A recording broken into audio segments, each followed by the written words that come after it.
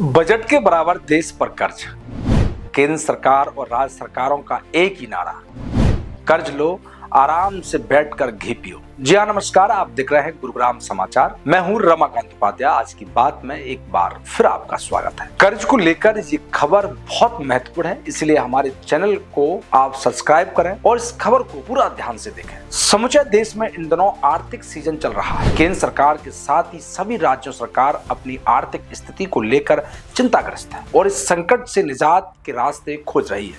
हर साल बजट में दिन दुनी रात चौगुनी वृद्धि हो रही है, किंतु इसकी चिंता सरकार में विराजित राजनेताओं को नहीं बल्कि भारतवासियों को अधिक हो रही है। गंभीर आर्थिक के संकट के बावजूद न राजनेताओं की मौज मस्ती में कमी दृष्टिगोचर हो रही है और न ही शासकीय वर्ग में चिंताग्रस्त हैं, तो सिर्फ देश प्रदेश की आर्थिक बोझ सहन करने वाली बेचारी जनता। पर किया क्या जाए, हमारी प्रजातांत्रिक परंपराएं ही ऐसी हैं।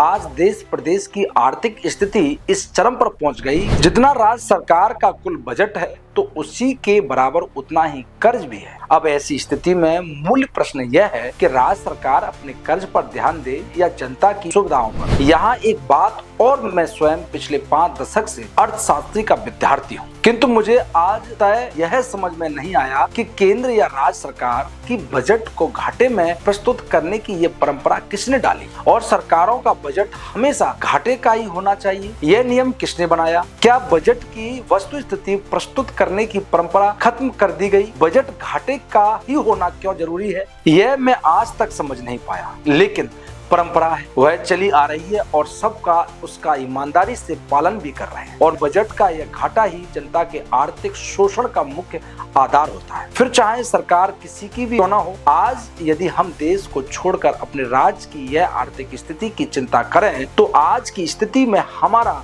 राज्य सरकार को हर दिन 1000 करोड़ का कर्ज लेना पड़ रहा है। अब राज्य के बजट प्रस्तुतकरण के मात्र 6 दिन बाद ही राज्य सरकार 6000 करोड़ का नया कर्ज ले जा रही है। इस चालू वित्तीय वर्ष के दौरान ही अब तक 4 बार कर्ज ले चुकी है। इस जनवरी को 5000 करोड़, 20 फरवरी को 4000 करोड़, 5 मार्च को 6000 करोड़ और 12 मार्च को फिर से 4000 करोड़। इस प्रकार पिछले 3 महीनों में राज्य सरकार कुल मिलाकर 20,000 करोड़ कर्ज ले चुकी है। यह कर्ज अगले 24 वर्षों में चुकाना होगा और इसकी ब्याज राशि मूल राशि से भी कहीं गुना ज्यादा होगी। वैसे यदि कर्ज की दृष्टि से पूरे देश में 5 राज्यों को देखा जाए तो मध्य प्रदेश 5वें क्रम पर है। पहले स्थान पर महाराष्ट्र है, जिस पर 9.5 लाख करोड़ रुपए का कर्ज है।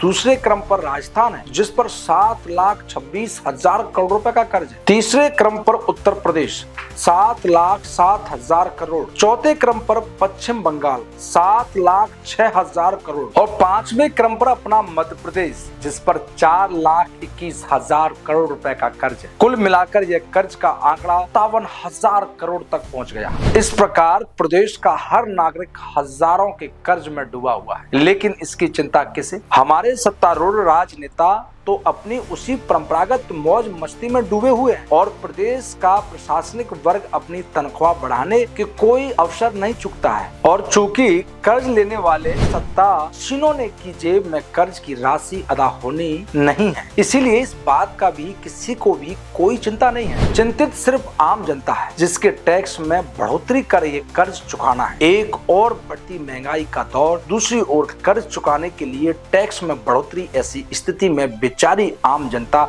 करे तो क्या करे। पर इसकी चिंता 5 साल में एक बार वोट के लिए भिखारी की मुद्रा में आने वाले राजनेताओं को बिल्कुल भी नहीं है। उन्हें आम लोगों की परेशानी से क्या मतलब, उनका तो बस एक ही नारा, कर्ज लो और घी पियो। तमाम ऐसी खबरों के लिए हमारे चैनल से जुड़े रहिए, चैनल को फॉलो करें। फिर मिलेंगे, नमस्कार।